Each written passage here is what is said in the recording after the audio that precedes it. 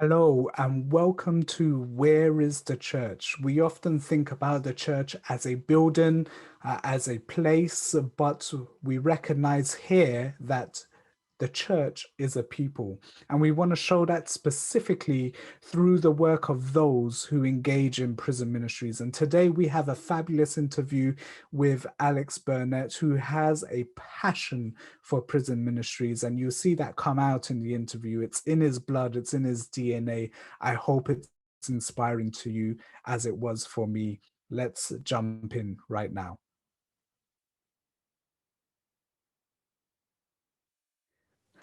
Welcome to Where is the Church Prison Edition. I'm here with Alex Burnett. I'm really excited to sit down and talk with you, Alex. I know that you shared a little bit of some of what you're doing in Ilford, and I'm excited to hear more about that. And I know those who are listening are as well. So let's start by this. Why don't you introduce yourself? Tell us a little bit about you, who you are, your background, where you've come from, that sort of vibe, so we get to know Alex Burnett. Okay, right. Well, as you know, my name is Alex Burnett, and I am married. Have been married for almost 35 years now. I have two young ladies who are my daughters. They've done exceptionally well academically and otherwise. I've done things like life coaching, which I've thoroughly enjoyed.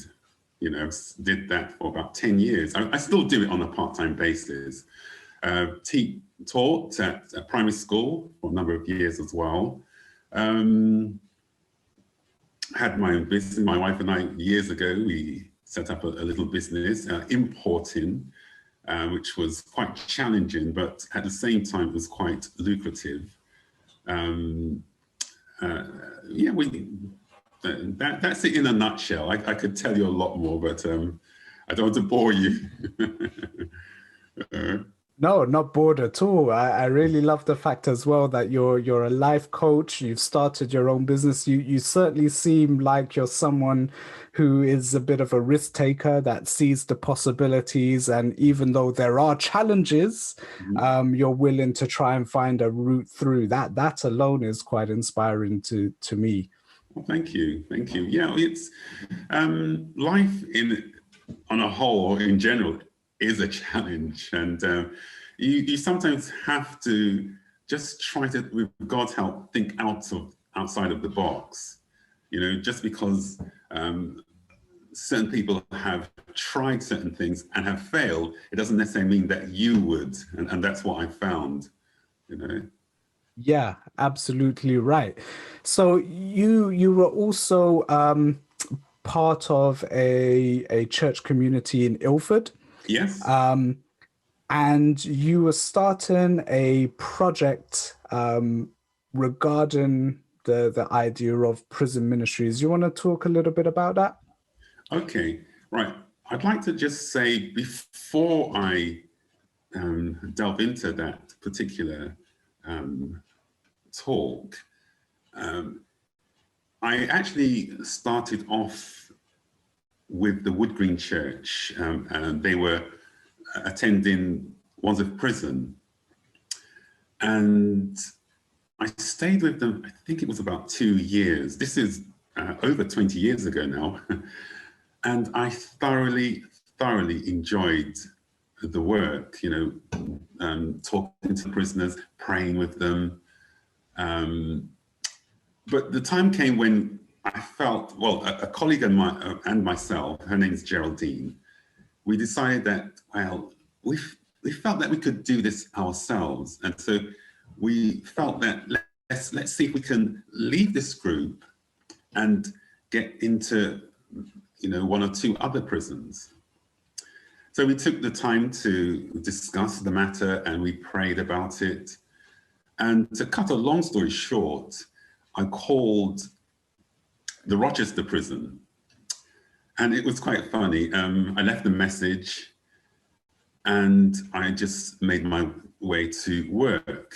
I left a message with the Rochester prison asking them if it was possible that we could go in for an interview and talk about what we can do to help the prisoners in terms of a service like singing, praying with the prisoners and preaching with them, etc. So that's how it started. And, I remember also, as I was making my way to work, my mobile phone went off, and lo and behold, it was the prison. And they asked, is my name Alex Burnett? And I said, yes. And they said, well, this is Rochester Prison. We got your message. Are you able to come for an interview on Wednesday? And I said, yes. Even though I hadn't said anything to my superiors, I said yes, because my mind was on this work.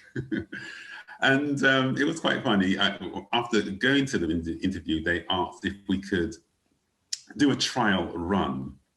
And we haven't looked back since then. This was around 20 years ago now. And yes, and so that's how it started. Coming back to your question about the... Before you go on, Okay, go on. could I interject if possible? Because you said some interesting things there.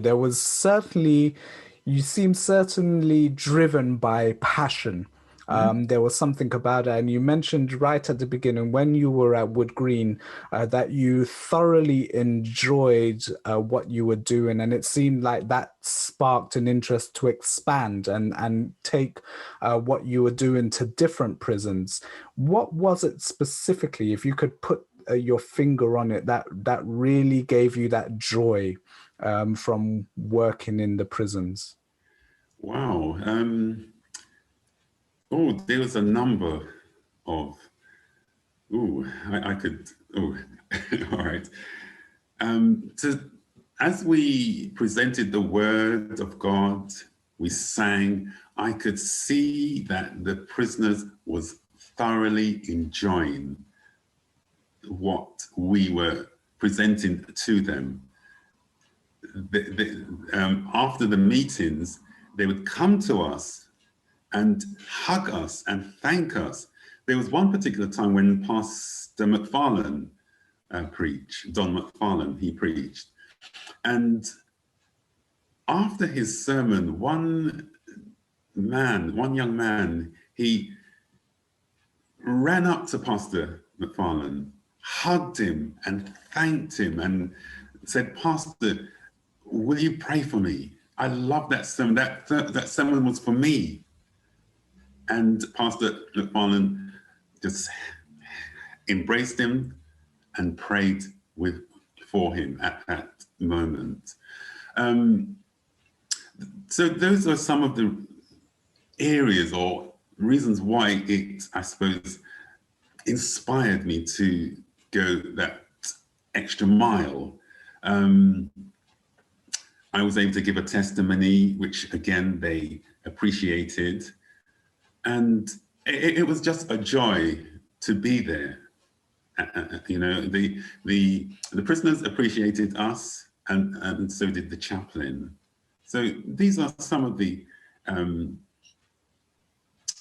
reasons why I felt that, let's say, push to expand and to leave this group and to set up by myself.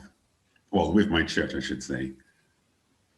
Yeah, and that I think seems really important to me, because sometimes there is this feeling that the word of God, the installation of hope in people is not really there. We do it on a Saturday or a Sunday. We come, it's more ritualistic. But what you're saying is you could tangibly see hope growing and birthing in these individuals, and that really inspired you to say, I need to go and do this with others. And I think that's important to highlight, because I think it's profound to know the impact and the effect that the message of God can have in the life of an individual. But I digressed. Can I, Yes, you were going. I Yes, go on, want go to on. add another thing. Now, what we also learned while we were attending the Wandsworth prison was that this is what the chaplain told us, that after we left, the prisoners would be singing those songs that we had taught them. In addition to that, it was said that the prison itself was calmer. As a matter of fact, the violence had actually gone almost down to zero after we left. You know, so it's just, I said to myself, yes, I want to do this. You know, I thought, so that's why I'm still doing it. It has given me so much joy inside to do it. Yeah, I can certainly see that foundation that was laid there, and the passion that God has placed on your heart, and that's now led you to the path of Ilford. And before I interjected, you were going to mention a little bit. Tell us a little bit more about that. About Ilford Church. Okay. And the ministry that you were going to set up. Okay, good. Right. The Ilford Church has been very, very supportive of, because as I said, I left the Wood Green group to set up this ministry at the Ilford Church. Now, it was said that I didn't have the experience and the know-how. I had only been doing it for a very short period, but I just felt that I needed to do this. And there's a gentleman by the name, I wanted to actually, yeah, I can say his name. His name is Eugene Martin. He's a member of our church, and he was one who really gave me a lot of encouragement. Eugene Martin and my good wife, you know, those two, they really encouraged me. And as a result of going to Rochester Prison, my wife decided that, you know, because we would attend Rochester together, and she felt that preaching and singing and praying was good, but she felt that we needed to do a bit more. And so she asked if we could do some mentoring and visiting. And that's where I suppose I extended my gifts and what I wanted to do. As a result of visiting, I was simply a visitor. My wife was a mentor at the prison. As a result of visiting, I found that the prisoners, I was just got to say this as well. Rochester did say to me that this is the first time that they was going to allow someone who, from the outside, who's not really that experienced in visiting, to come in and visit, sit down with complete strangers. And I said to myself, wow, this is a challenge. You know, to cut a long story short, went to visit the young men. At that time, it was a Young Offenders Institute. Sat down, visited them, talked to them, laughed with them. And as I said, it was a trial, by the way. And so about 3 days later, the chaplain called me and said, Alex, every one of those prisoners said that they liked you. So would you mind coming on a regular basis to visit them? I said, yes, I would. I'd be happy to do so, you know. Um, Coming back to the rehabilitation center, okay, that was to simply to, let me see, it was for ex-offenders, and our idea was to discourage them from re-offending. We had a number of counselors, motivational speakers. We even had an office where we was going to work, do this work in. The aim at first was to have the rehabilitation center at the church, but it was felt it wasn't a good idea for various reasons. So that's the reason why we decided to have this in a different area and space. Now, what was wonderful is that when we put everything down on paper to say what we was going to do and how we got professionals on board, etc., etc., etc., they knew what we were doing. The prison, okay. This is Cookenwood, by the way, and again, that's a young offenders institute.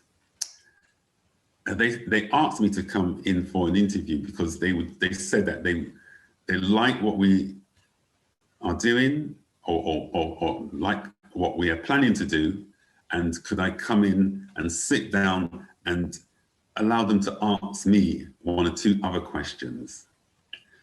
Unfortunately, COVID came in and we was unable to do anything.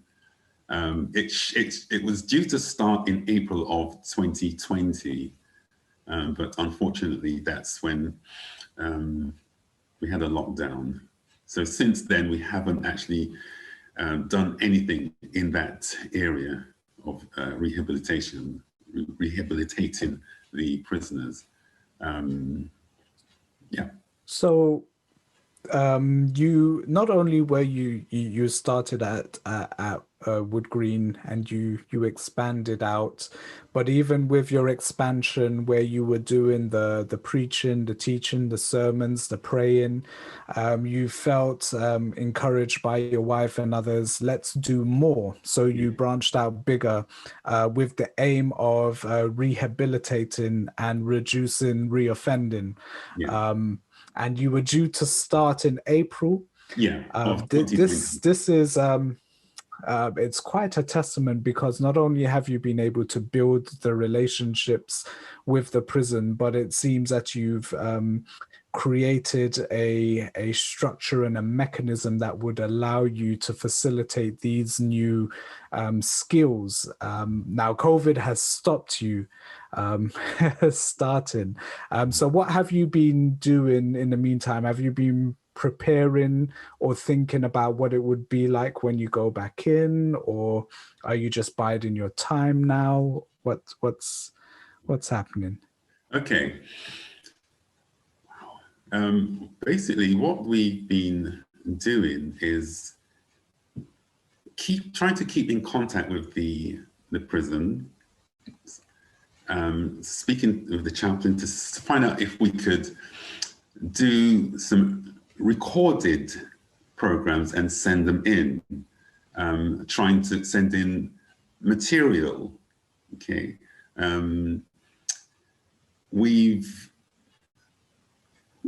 Because we found it very, very difficult.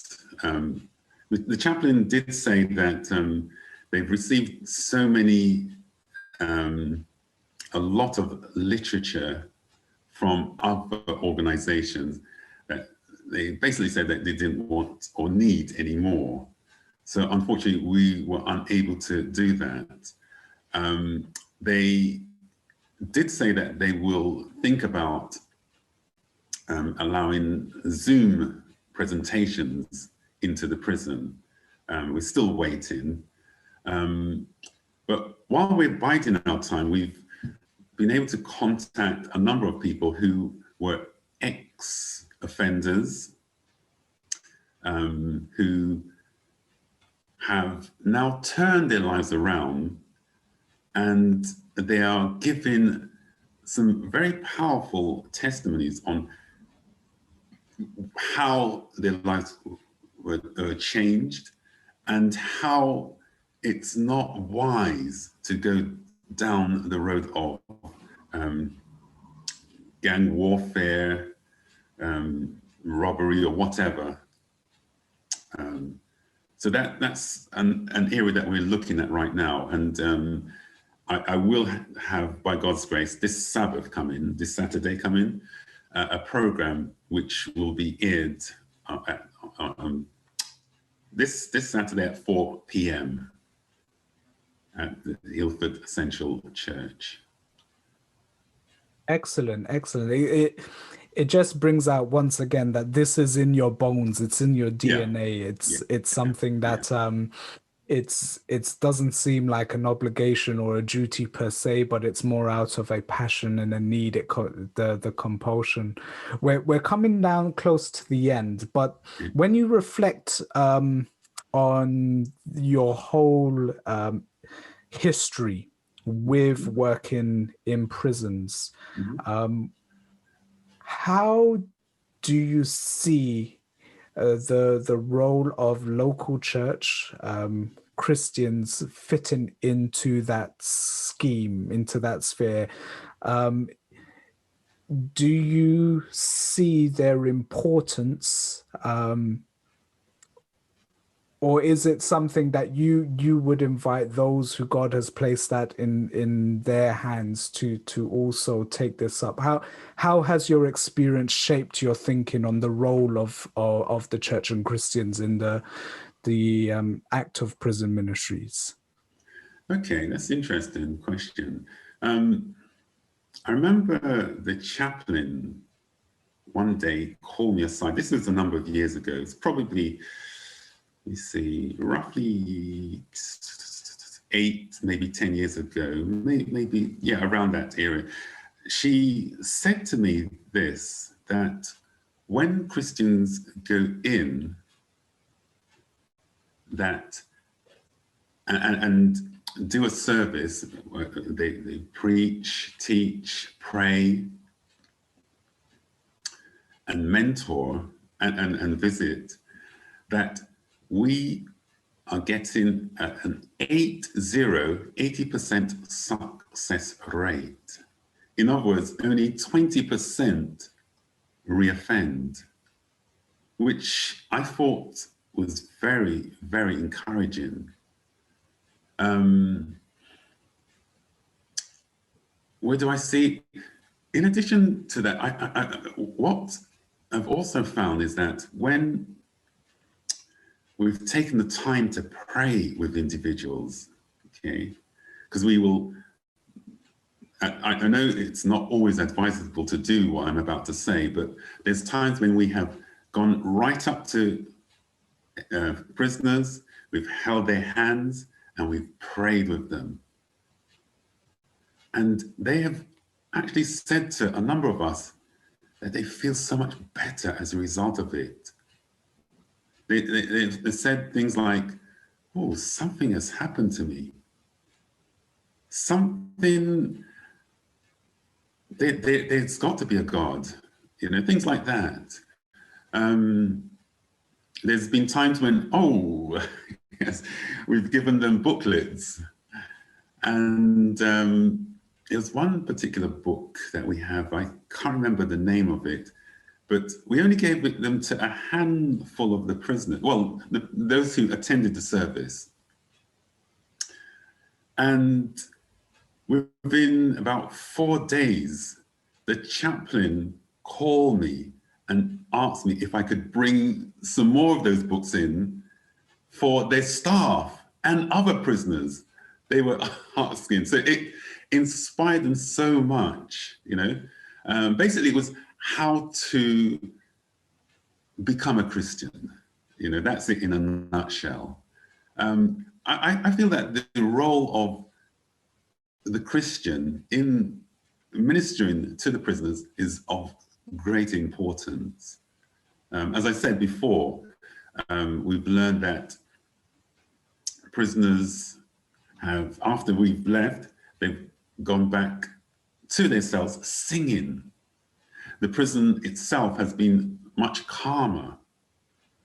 And what's more, there's been times when they have just changed. A number of them have, and this is coming from the chaplaincy, have said that they would like, after they have left prison, they are now attending our churches. As a matter of fact, I've learned that some of them have become elders and deacons and deaconesses, So I feel it's very important. Oh, and I want to say this as well. There was an experience which, this isn't my experience, this is one of the others who experienced this. He said that after he had preached in the prison, one young man who was rather tall and broad and was considered bad, and he was feared by most, if not all, of the prisoners. He listened to the message, and as he left the chapel, which the prison, of the prison, someone ran up to him and punched him as hard as they could in his stomach. He fell to the ground and he looked at the man who had punched him. And the man now was rather scared because he knew that this man was extremely strong and rather violent. But that man, because he heard the message, yes, he was in pain, but while he was on the ground, he looked up at the man and cried out, "I'm not going to do anything to you because Jesus has now come into my heart. So I'm not going to touch you." And things like that has, I suppose, encouraged me to continue in this work. I've got, I could talk to you for hours about the various experiences, the positive experiences that we've had. We've had some challenges as well, but I find that if you're determined and you're focused, that yes, the challenges will come along, but God has a way of making a way for you. We could, as a group, we will come together and pray. Sometimes we will cry. Sometimes we will become discouraged.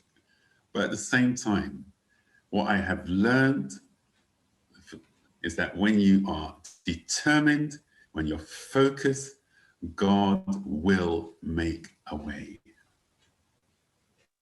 Wow, Alex, thank you so much. That's a wonderful, inspiring way to close our interview today. It just reinforces the whole idea that there is power in the ministry of taking the gospel into prisons, to the prisoners, even the ex-offenders who are outside. And it reinforces the idea of why we are doing this. Where is the church? This program started out of COVID because buildings were closed and it felt that the church ministries were closed. But actually what we've realized is church is not a building, it is a people. And with people where God has placed a passion and a desire on their hearts, no building can stop that. We've heard a wonderful story here. If you would like to get involved in prison ministries, we have our link on the website, whereisthechurch.co.uk. Visit our website and just sign up and we will be in contact with you. And you too, if God has placed this on your heart, you too could have the experiences that Alex is sharing here today. So thank you so much. Thank you for your time. And Alex, thank you once again. Pleasure. That's a pleasure. Thank you. Thank you.